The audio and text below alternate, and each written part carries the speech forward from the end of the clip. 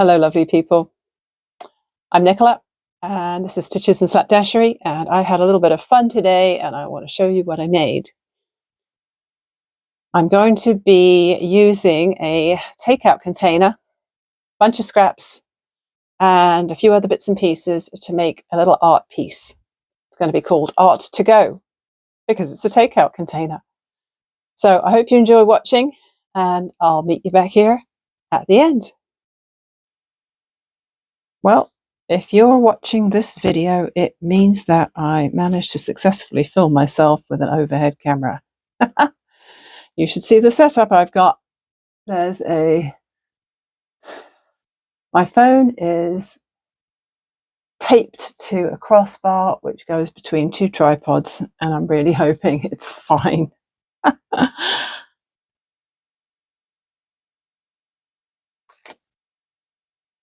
I have a plan. I was reading this Quilting Arts magazine. A friend of mine had some duplicates and she gave me some of these magazines. And in this one, it had an idea that I wanted to try.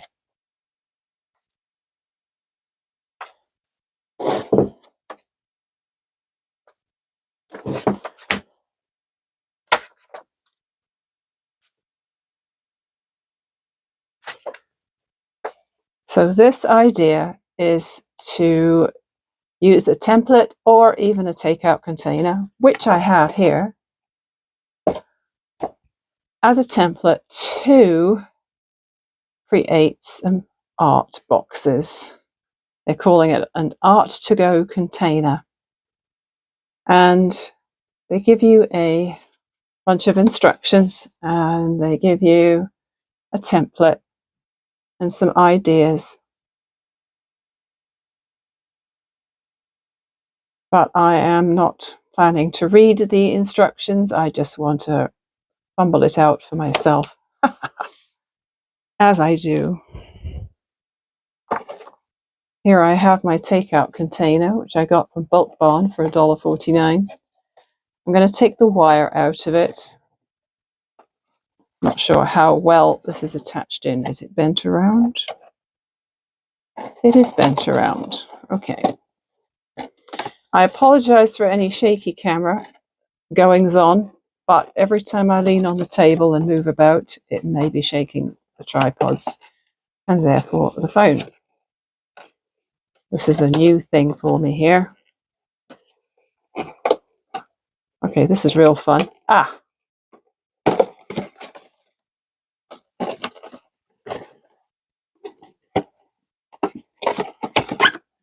There we go. There's the wire out. Now, as I open this out, we should be able to see what sort of shape we're going to be using.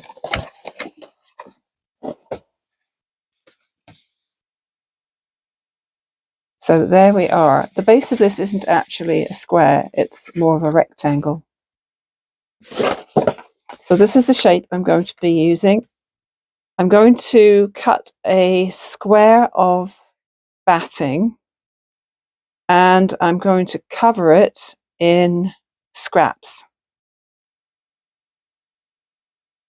I haven't really thought too far ahead about what I'm going to do about lining, and I'm wondering whether for this one I should just do a lining, a batting, and then my scraps, and then put a layer of organza over the top. I have these organza bags from Wool Warehouse from back in the day, from past orders of yarn.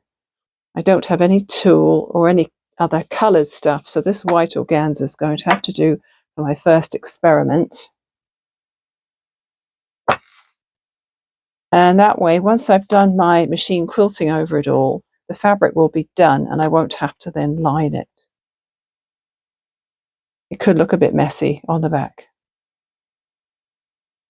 Let's just call that arty. So first thing I'm going to go and do is cut my fabric for the lining and my batting. I pulled out one of my colour wheels because I started going through my two big bags of scraps, quilting cotton scraps, and I seem to be finding a lot of greens, so they kind of volunteered for the job. And I was looking at this thinking, well, it'd be nice to have a pop of another colour in it, and the colour that's directly across from that is red. And there are quite a few bits of fabric which have multiple colours in, and there is some pink in here, like these pink butterflies on the green background, and these pink flowers. So I think I might just start snipping up scraps out of that pile to go on top of my batting. Now, the person who's inspired me as well, not just the article in the magazine, but the person who's inspired me is Vermont, her YouTube channel, where she makes a lot of textile art out of scraps like this. She has an embellisher, which is a Janome machine, which almost needle felts the fabrics, the scraps, to the batting, but I don't have one of those. So I've got other options. I could just lay them on the batting and put the organza over, maybe put some pins in and start machine quilting. I could glue based, I could spray based, or I could maybe use Thermolam because it's already got the fusible. Thermolam's pretty sturdy stuff. Do I want to have anything quite that thick? Maybe not. So I think I've talked myself into using a thinner cotton batting and some spray basting stuff, the 505 spray, and placing my scraps down. Then that will mostly hold them while I do the organza and the machine quilting. I've got a few green threads here for the quilting. I've got a multicolored one, a variegated one, multiple shades of green, not really multicolored. I've got a light green, an olive green, a darker green. A couple of those don't have a lot of thread on them, so it'll be fun to use them up because there's nothing I like more than using something up. Very satisfying.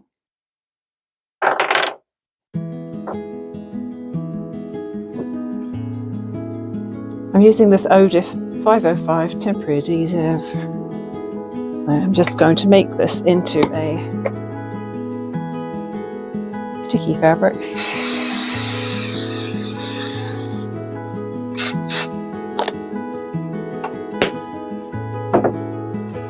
And then we're going to start putting fabrics down.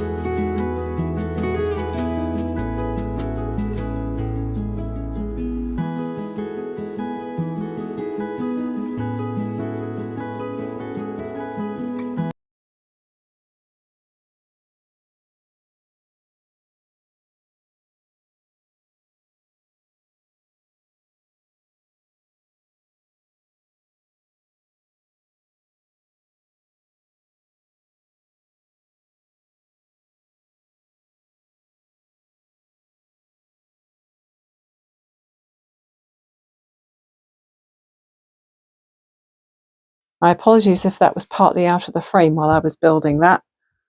My phone may have slipped a little bit, and I think I had it too far up.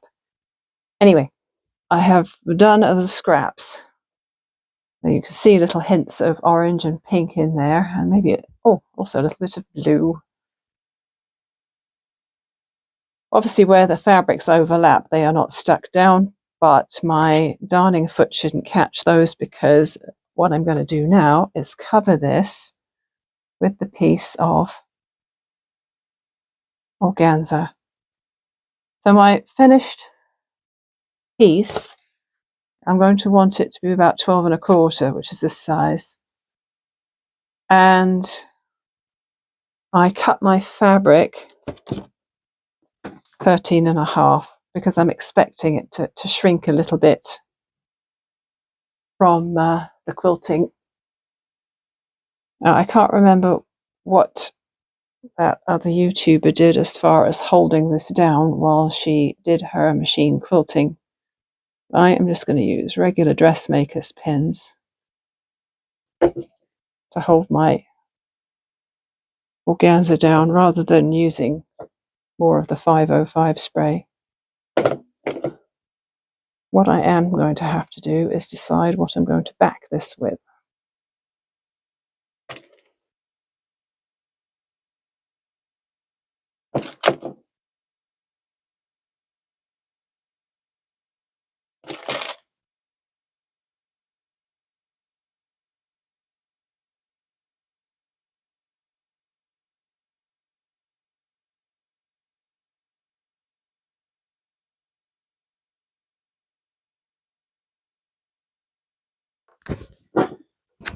I found a piece of this in the stash, which was big enough to cut a 13 1/2 inch square from.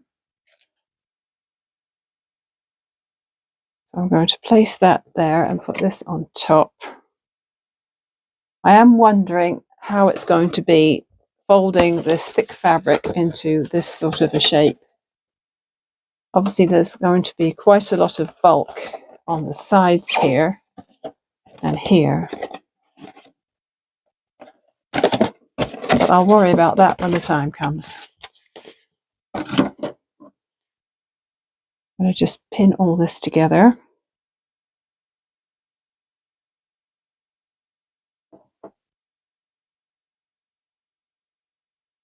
I think it would probably be more sensible to have my pins sticking out around the edge rather than hidden by all the fussy fabric. And I'm just going to move this organza down a little bit. It's just a little bit short at the bottom and long at the top.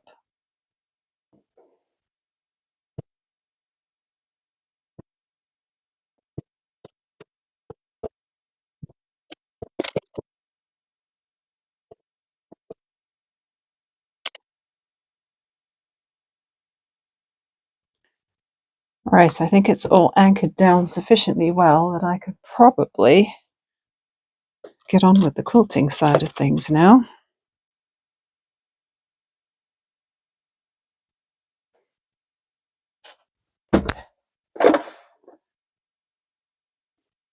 I've changed out the foot to the darning foot. I've dropped my feed dogs and I've set the stitch length to 0. The organza is pretty slidey. So I've got these gloves, which are Fons and Porter quilting gloves that I got from Fabricland a long time ago. They have non-slip dots on the palms. So let's see. I'm going to start at an edge so I don't have any random stops and starts in the center part.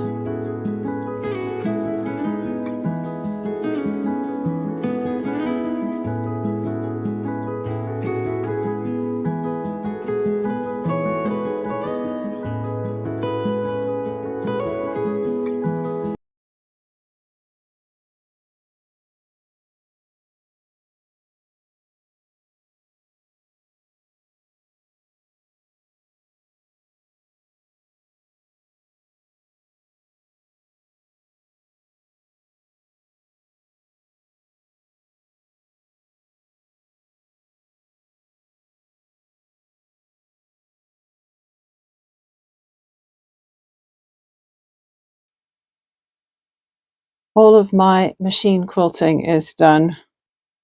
I ended up emptying these 3 partial spools and a lot of bobbin thread as well. So the white organza works fairly well. It almost disappears once you've done the free motion quilting. I mostly did it all with that light green. Unfortunately, I ran out and I had a darker green in this corner, but I think that's still acceptable for a visible inside of my little basket. So now what I need to do is cut this shape out.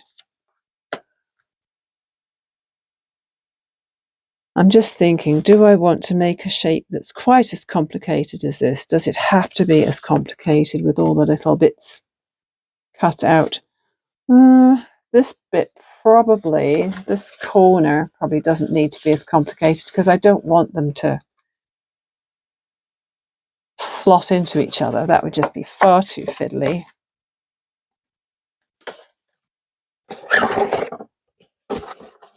What would be fun as well is to maybe do some extra embellishment when I know which surfaces are going to be showing on this.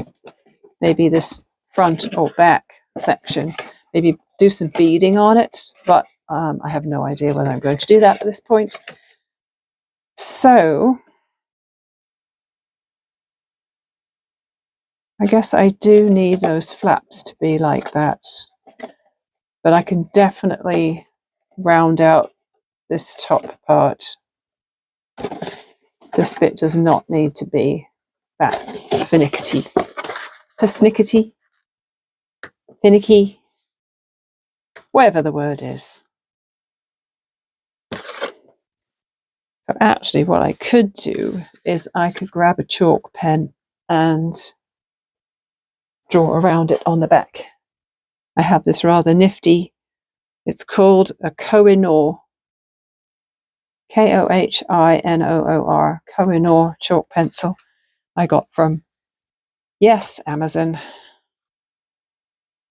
But it's rather cool because it comes with multiple different coloured chalks which you can pop in and out depending on the colour of your fabric.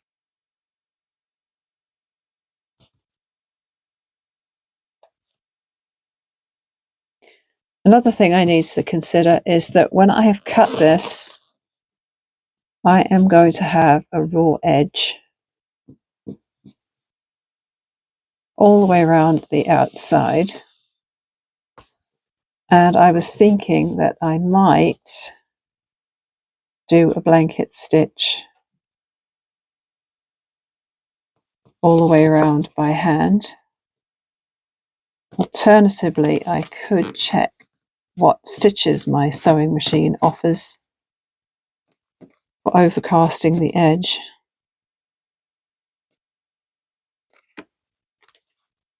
It moved.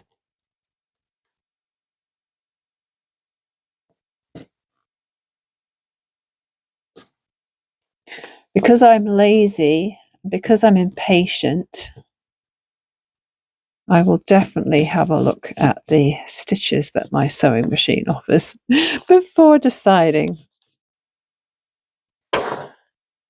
My shape is cut out. And that's what it looks like. It compresses down quite well once you've done the quilting, so it doesn't feel as bulky as I was expecting. I think it will fold fine. Now I need to figure out how I'm going to neaten those edges. I've changed out my top thread for a nice pink to pick up on the pinks in the fabric. I've put a regular foot on my machine.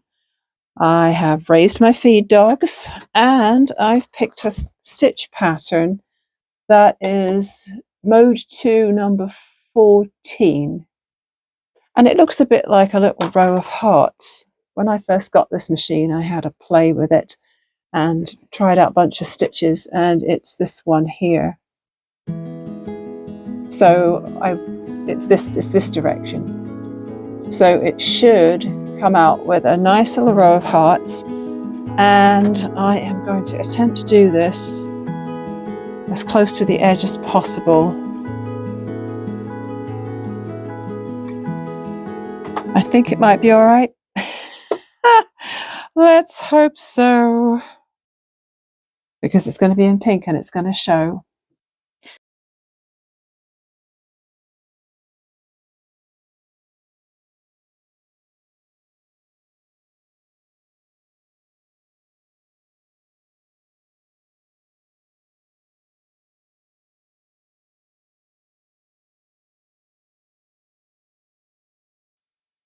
The edging is done, and I trimmed as close as I dared to the pink stitching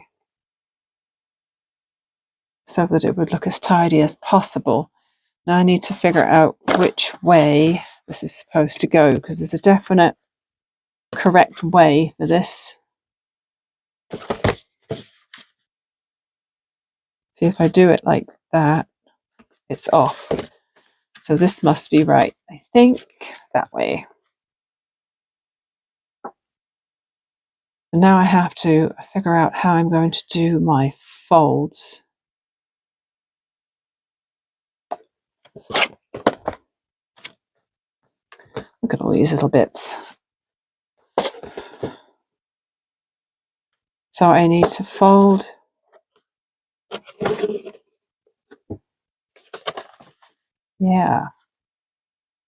this is going to be the challenging part.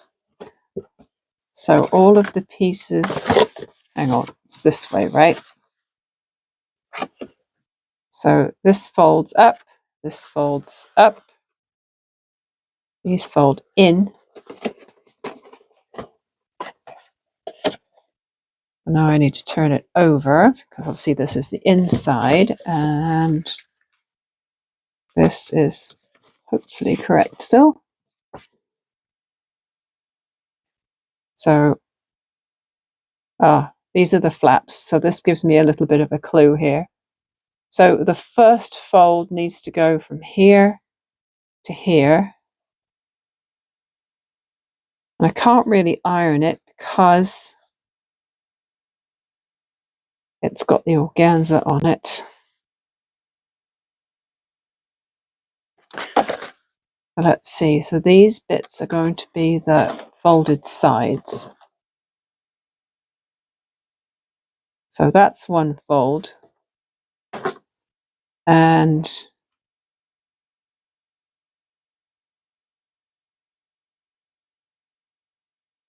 this is another fold.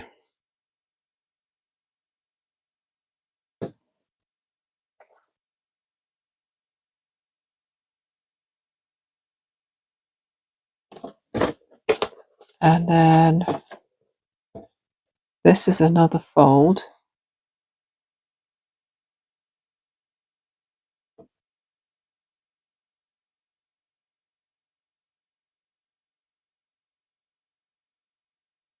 And this is another fold.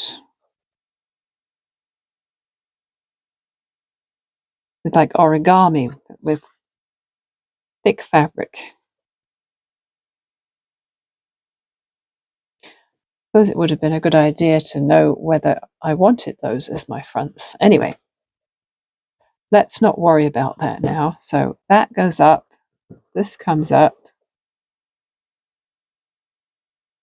and this comes up.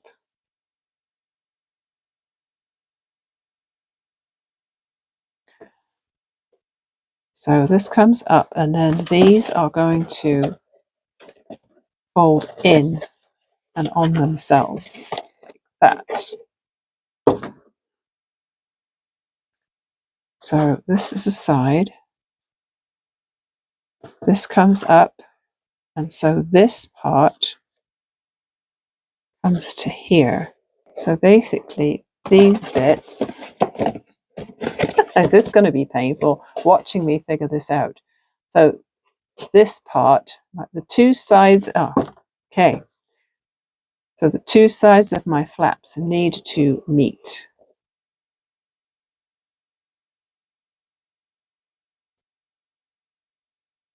These come up. Two sides of my flaps need to meet like so.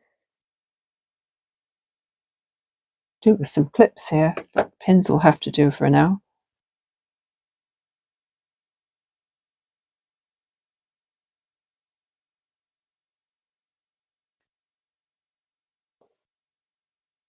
Oh, a little bit of fabric there that does not belong. Okay, sides of the flaps together.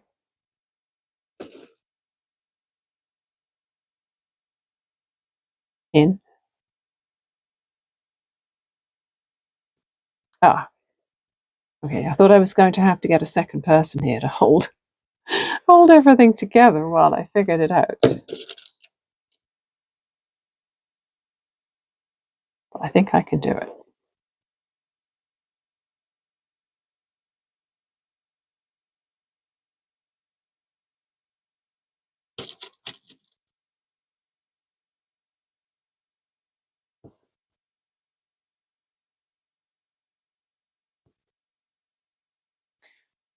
This fabric doesn't fold anywhere near as easily as cardboard or paper. Okay.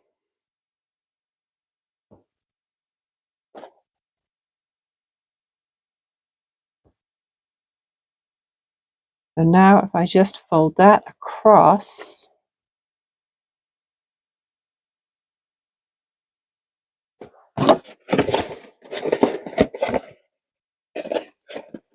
so these two flaps actually overlap here, come down and overlap. That goes that way. That goes that way.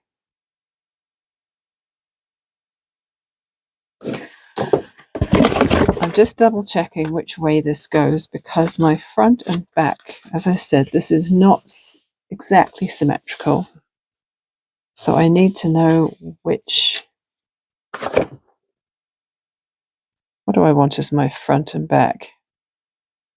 I like that. Okay, we're going to call that a front. And so that can go there. Or will it?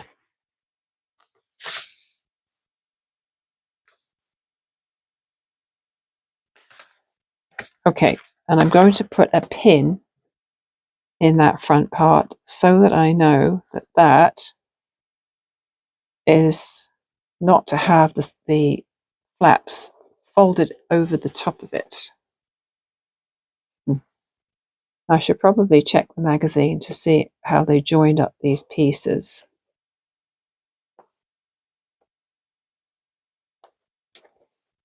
For now, I will just put a stonking great clip on it. And then do the other side.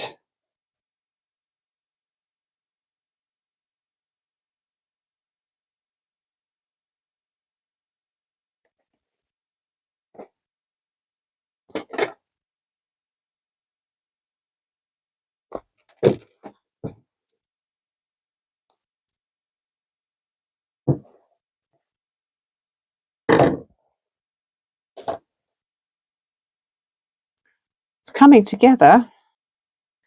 So these flaps can go in. And then these flaps will come over. And I will have to create some sort of closure for that.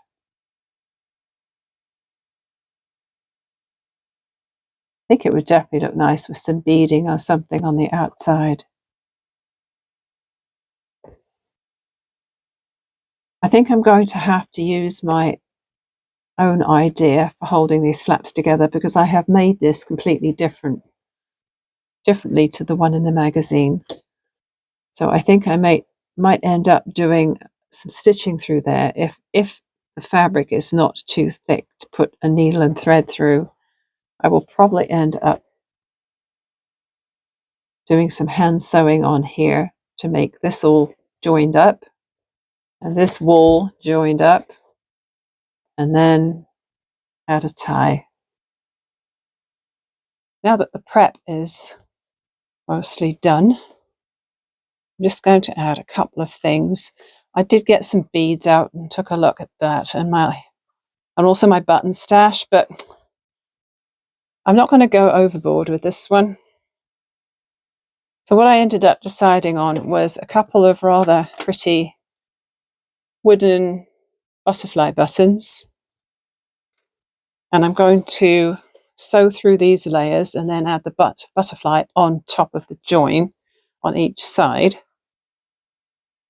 And then for the top, I ripped some of this fabric and I'm going to attach it here.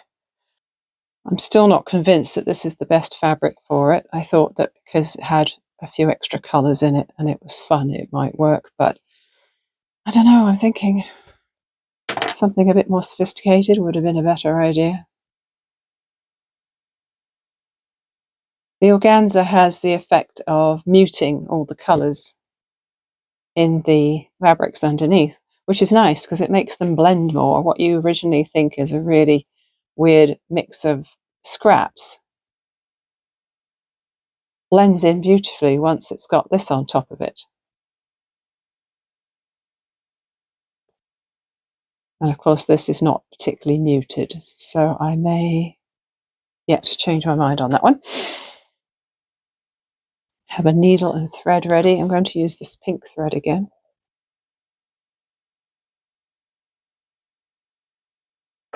Or am I? I'm just thinking maybe green thread would be a better idea because the stitching is going to show on the inside.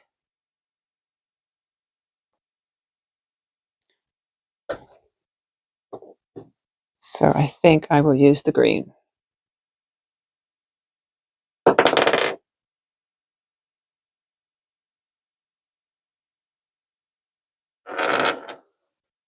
I'll try with a double strand of thread.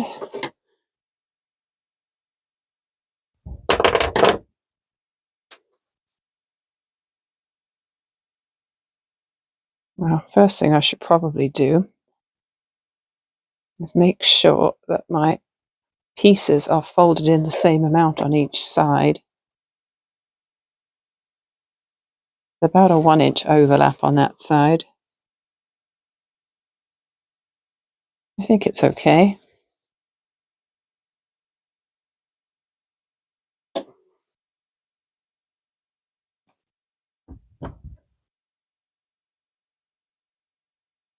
We'll go from the back of here to hide my knot.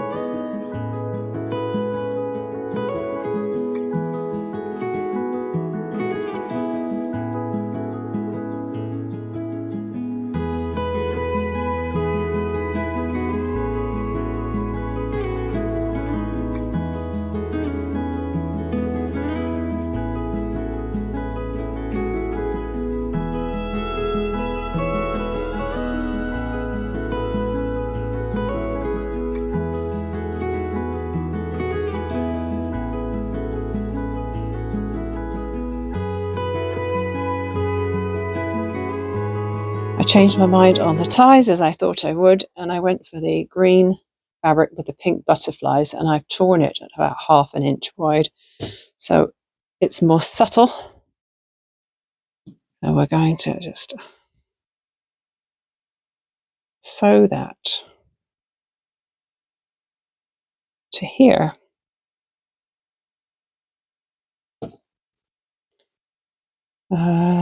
Doesn't matter about raw edges because the raw edges are deliberate on this. Let me see.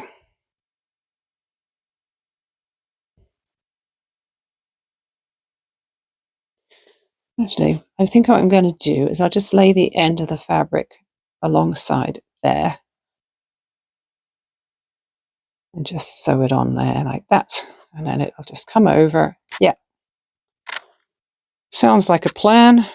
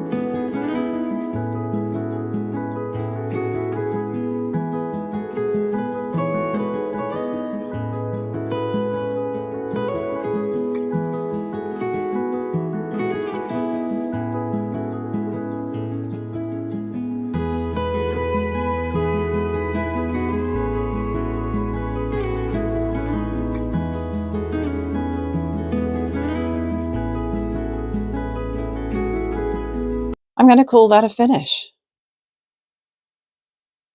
Put my little butterflies on there. I've got my little butterfly tie.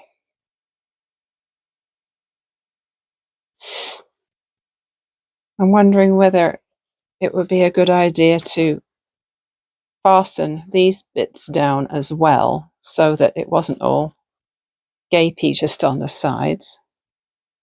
But I don't think that's essential. I think that would make a lovely little gift basket for somebody. Put something precious in there, or edible.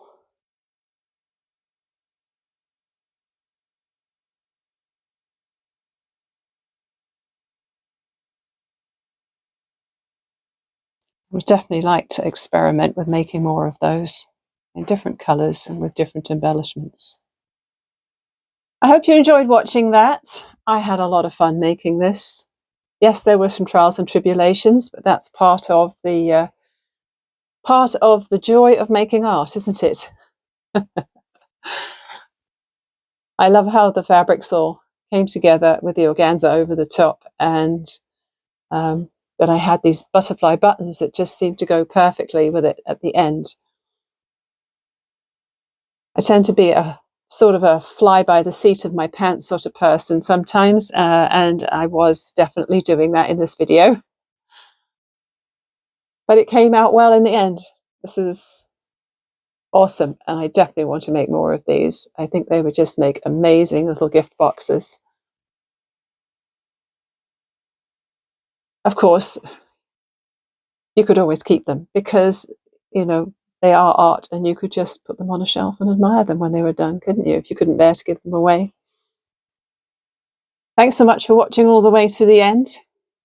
I'd appreciate a like if you're able to. Love to hear your comments. And remember, it doesn't cost you anything to subscribe to my channel if you want to keep watching and see what other things I'm making, because I post frequently, publish new videos frequently, and I make lots of different things. Bye for now.